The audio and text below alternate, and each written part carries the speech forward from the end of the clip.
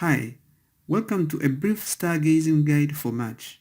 In this issue, I will talk about the objects emerging in the eastern sky and then proceed to talk about the prominent winter objects, which now appear in the west and southwestern sky. For the winter sky, I will talk more about asterisms. In the process, however, we will also see the corresponding stars and constellations. The illustrations I'm using here present the objects in their approximate position as they would be seen from about 50 degrees north of equator between 9 and 10 p.m. in March. All illustrations have been obtained from Stellarium Web that can be accessed through this address.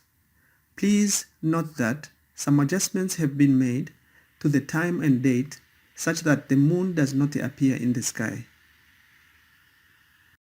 In the eastern sky, we are going to find the stars Arcturus and Regulus, the constellations Boötis, the kite, and Leo, the lion.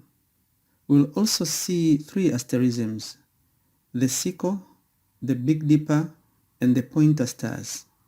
Although we can see the winter objects in the southern sky, by now they have moved more to the western sky if we are watching around 9 to 10 p.m. in March. So I will talk about them in the western sky. In the west and southwestern sky, we will find the asterisms Winter Hexagon and its variants, the Winter Triangle, and the Saucepan. We will also identify the major constellations in that area, namely Orion the Hunter, Auriga, Gemini the Twins, and Canis Major, or the Big Dog. In the northwestern sky, we will find the constellation Cassiopeia. Let us begin with the eastern sky. The brightest star emerging from the east in March is Arcturus. This is a red giant located in the constellation Boötis. It is among the 5 brightest stars in the night sky, so it is easy to see.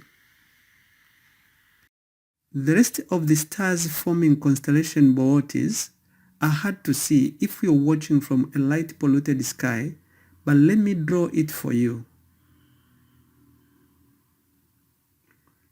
This constellation has a kite shape, so you may see it rather informally referred to as the kite.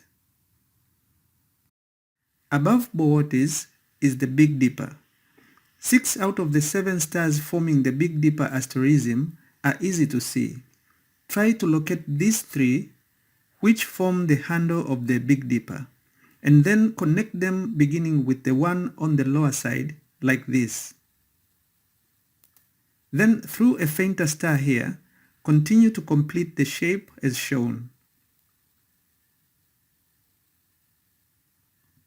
Please note that it might also be easy to find Arcturus by extending a curving line from the handle of the Big Dipper like this.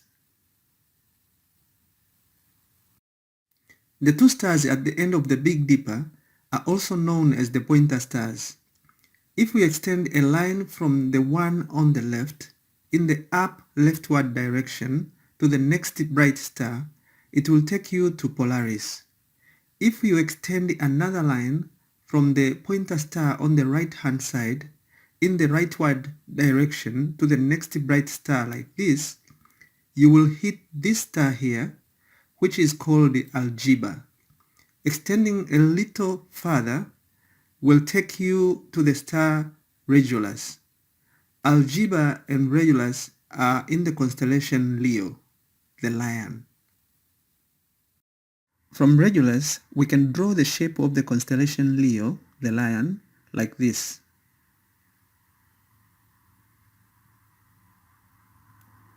And then finish it with the head of the lion, like this.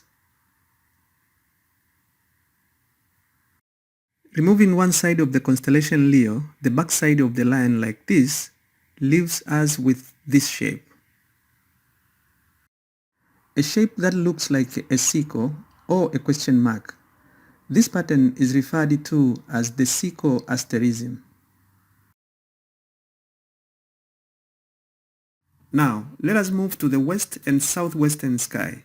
Here is where we find the winter asterisms. The winter hexagon is made up of 6 out of 7 brightest stars in the winter sky, namely Sirius, Procyon, Pollux, Capella, Aldebaran, and Rigel, which cover large part of the sky, and if we connect them with lines like this,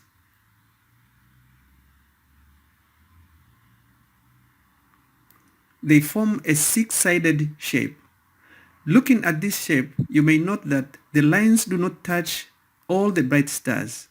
The red giant Betelgeuse, which is in the middle, is not touched by the lines.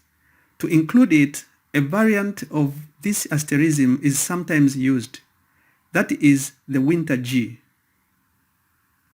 The winter G is sometimes formed by turning the line from Rigel to Aldebaran in to Betelgeuse like this, which at this time of the year and position gives you a rotated G shape.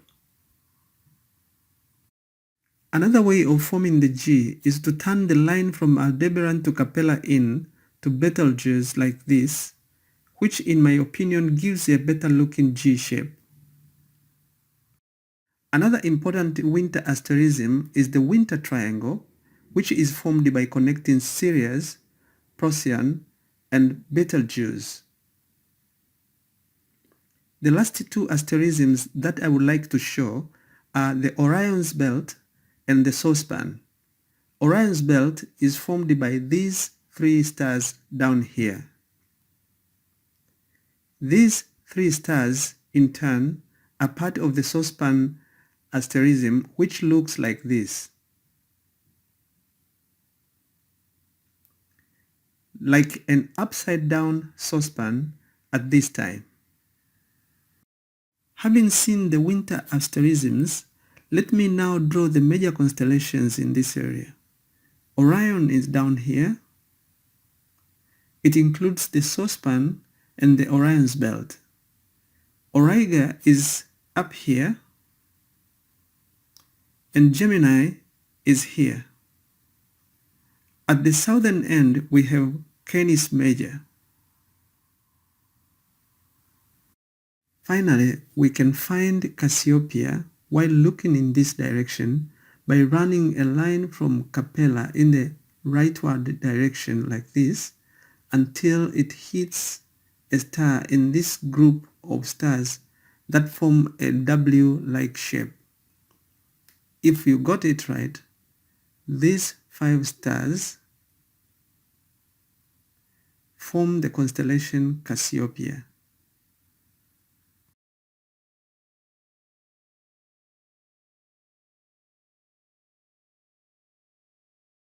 And that brings us to the end of our brief tour of the night sky for March.